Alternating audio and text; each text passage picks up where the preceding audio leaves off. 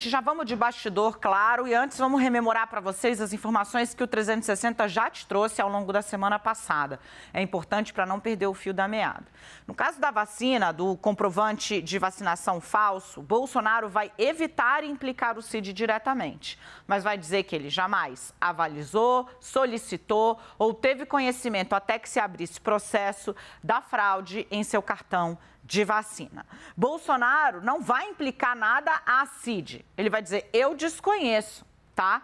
Por quê? Porque Cid é um homem-bomba. Ele está preso e ele abriu 7 portas do inferno para o calvário judicial de Bolsonaro. Como? Com o seu telefone. A República do Zap está pagando o preço por ter feito a administração pública no Brasil ao longo de 4 anos com base em mensagem e troca de áudio e de meme, né? Isso forneceu material para a Polícia Federal inescrutinável, assim, é um negócio brutal. Então, você teve ali, desde a semana passada, com a revelação aqui no CNN 360 de 2 conjuntos de áudios que colocam a trama golpista na antessala do presidente da República, ou seja, o golpismo, né? Bolsonaro tinha tanta gente ao redor dele falando de golpe. E não era qualquer pessoa, eram pessoas da mais alta proximidade, era o ajudante de ordens, era o coronel Elcio, né, que era assessor especial da Casa Civil, mas antes já havia sido número 2 do Ministério da Saúde. Olha o grau, Brasil. O ministro da Justiça dele, o Anderson Torres, que foi solto na semana passada, tinha a minuta golpista dentro de casa. Tanta gente falando disso, ele nunca nem ouviu. Se ouviu, nada fez, prevaricou. Né? Então, abre-se essa porta e agora surge com força. Em setembro do ano passado, a Folha de São Paulo disse que a PF tinha indícios de que o Mauro Cid estava pagando despesas pessoais do Bolsonaro, tá? E aí você pergunta, bom, Daniela, tudo bem, se eu tenho um amigo e eu preciso pagar uma conta e não tenho nesse momento, qual o problema do meu amigo pagar? Nenhum. Neste caso, o amigo era um subordinado e a suspeita é de que o dinheiro que bancava essa conta era dinheiro da ajudância de ordens, ou seja, dinheiro público. Então, na verdade, estaríamos eu, você e toda a sua família pagando essas contas. Essa investigação avançou de setembro de 21 para cá com a perícia, a análise do celular do Mauro Cid. E neste final de semana, o repórter Aguirre Talento, do portal UOL, publicou uma série de reportagens que mostravam que Cid pagou não só contas de Bolsonaro, como contas de Michele Bolsonaro e chegou a pagar plano de saúde de familiares da Michele Bolsonaro. Qual é a suspeita? É de que essas contas seriam pagas com dinheiro público. Nos diálogos revelados pelo UOL e confirmados aqui por mim, o Mauro Cid aparece, inclusive, dizendo estar preocupado com a possibilidade de que as autoridades encontrassem isso. Eles falam, vão dizer que era a mesma coisa que o Flávio, entendeu? Que era a rachadinha. Isso aí pode dar problema. Bom, ciente de que o celular de Cid abriu de novo, né, as 7 portas do inferno, as 7 portas do apocalipse, as 7 trombetas do apocalipse para Bolsonaro, a defesa hoje passou o dia inteiro com o Bolsonaro, vai passar o dia inteiro estruturando a linha do ex-presidente. No caso da fraude, Bolsonaro não vai implicar Cid, mas vai dizer, eu não avalizei, não pedi e nem sabia que tinha esse comprovante de vacinação até que a CGU abriu o processo lá no final. E, bom, e sobre esses pagamentos? É o que você está vendo aqui. Bolsonaro vai dizer, olha, sim, o Cid fazia serviços para mim. Pagava coisas, pequenas prestações de serviço, contas, para quê? Para que não soubessem que o solicitante desses serviços era o presidente ou a primeira-dama, ex-presidente e ex-primeira-dama. Então, a linha é a de que Cid fazia esses pagamentos a pedido da família e que recebia esse reembolso de recursos próprios de Jair Messias Bolsonaro, né? Eles dizem, basicamente, que todos os pagamentos, ou seja, eles admitem que houve pagamentos, né, referentes aos custos do dia a dia da família, ou seja, né, que era um serviço aqui ao irmão que precisa para pagar o plano de saúde, que isso era quitado com recursos próprios. A defesa de Bolsonaro reitera ainda, né, que pequenos fornecedores ou prestadores de serviços informais recebiam em espécie, porque além de tudo tinha isso, tá? Tinha desde pagamento de conta até pagamento em dinheiro vivo. Dinheiro vivo, essa coisa da família Bolsonaro com dinheiro vivo, né? São imóveis em dinheiro vivo, tudo isso, né? Então, que fornecedores ou prestadores de serviços informais recebiam em espécie para proteger a privacidade do ex-presidente, bem como evitar a exposição desnecessária a riscos e fraudes, né? A riscos de fraude. Com isso, o que eles vão tentar dizer? Afastar crime contra o patrimônio público, tá? Qual é o problema? É que nos diálogos obtidos pelo UOL, o Mauro Cid cita: isso não é conta para a ajudância pagar. Ou seja, o que a PF está mapeando é se houve uso da verba da ajudância de ordens da Presidência da República para pagamento de despesas de cunho personalíssimo, como o plano de saúde de parente, tá? Dinheiro público, porque aí é malversação do dinheiro público, sim. O que Bolsonaro está tentando fazer com sua defesa agora é afastar isso. Antes da gente trazer aqui a informação da Renata Agostini, que vale muito destaque, eu queria fazer com o meu time uma mini rodada de análise a respeito dessa linha, né? Dessa linha que está sendo abordada. Vou pedir para ninguém trazer aqui.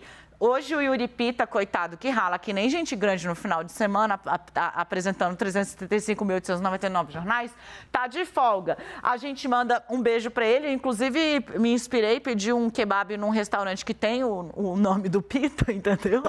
Fazendo propaganda de graça aqui. Ó, saudades, parceiro. Dito isso, eu vou começar ali com o Leandro Rezende, não precisa antecipar apuração nenhuma, porque a gente tem, o Leandro e a Renata correram nos aliados do Bolsonaro para entender como é que está a repercussão disso. Vamos apenas avaliar VaptVupt aqui, porque eu quero já trazer as apurações próprias de vocês. Se essa linha, Leandro Rezende, qual é o tamanho da aderência dela e mais, né? Quanto trabalho vai dar se encontrar uma conta arcada pela ajudância de ordem e, de novo, ali, né, num expediente que, grosso modo, gente, configuraria desvio de recurso público. Dani, boa tarde para você, Renata, todo mundo que está com a gente aqui no 360. O que as reportagens do UOL mostraram, inclusive com as falas do Mauro Cid, é de que ele sabia que pelo menos estava fazendo algo sob suspeita, né? Ele não está ali confessando nada, mas quando ele próprio menciona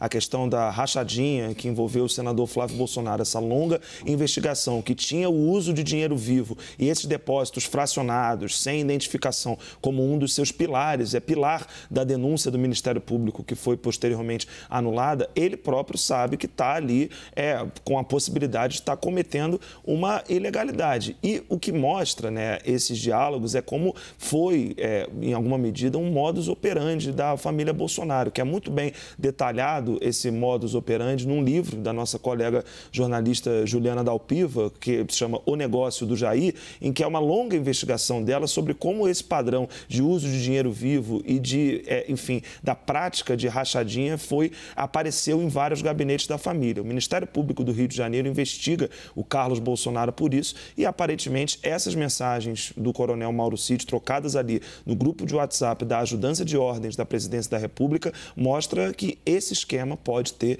ido para o Palácio do Planalto, que mostra coisa num caminho bem grave, um fio que está se puxando, começou a se puxar agora, depois da apreensão do celular do Mauro Cid. O que o Leandro conseguiu deixar muito claro para a gente, Renata, é que o uso de funcionários para pagamento de despesas pessoais da família Bolsonaro não é um expediente isolado, pelo contrário, né? É uma apuração que perpassa os gabinetes dos filhos, 01 e 02 ali, né, do Bolsonaro, o Carlos e o Flávio Bolsonaro, e que chega agora à presidência da República, de novo, né, com os áudios do próprio Cid dizendo: olha, isso pode dar problema, isso não é conta para ajudância pagar, vão dizer que isso aí é a mesma coisa lá do Flávio, entendeu? De rachadinha. Se a imprensa souber, então vai cair matando. Ou seja, já havia inclusive a percepção de que podia dar ruim.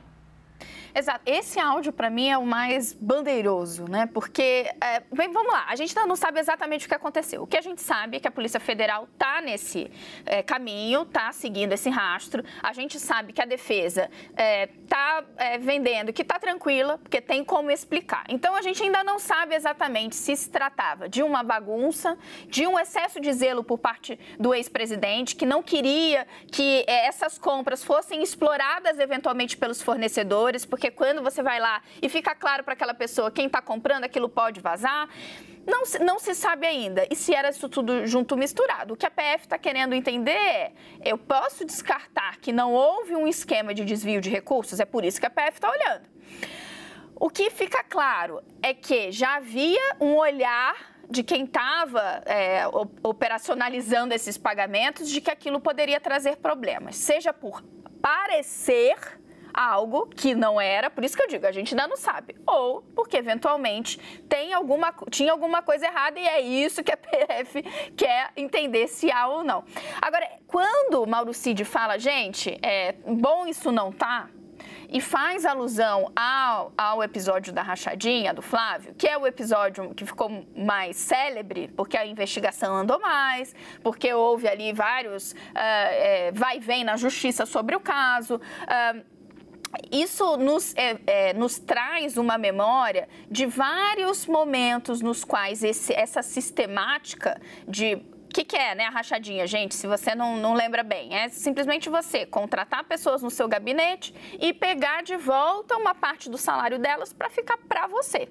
É isso que, em linhas gerais, se chama do esquema de rachadinha. Mas em vários momentos, se a gente olha, movimentação de funcionários no gabinete do então deputado Jair Messias Bolsonaro, do vereador Carlos Bolsonaro, do deputado, agora senador Flávio Bolsonaro, você vê movimentações que dão a impressão de que esse era um sistema compartilhado pela família. Então, esse diálogo, para mim, é o que mais levanta o sinal amarelo. De novo, pode ser um excesso de zelo, porque aparentaria algo que na prática não existia. A gente vai precisar ver nas investigações, mas de fato é algo muito suspeito, considerando todo esse histórico.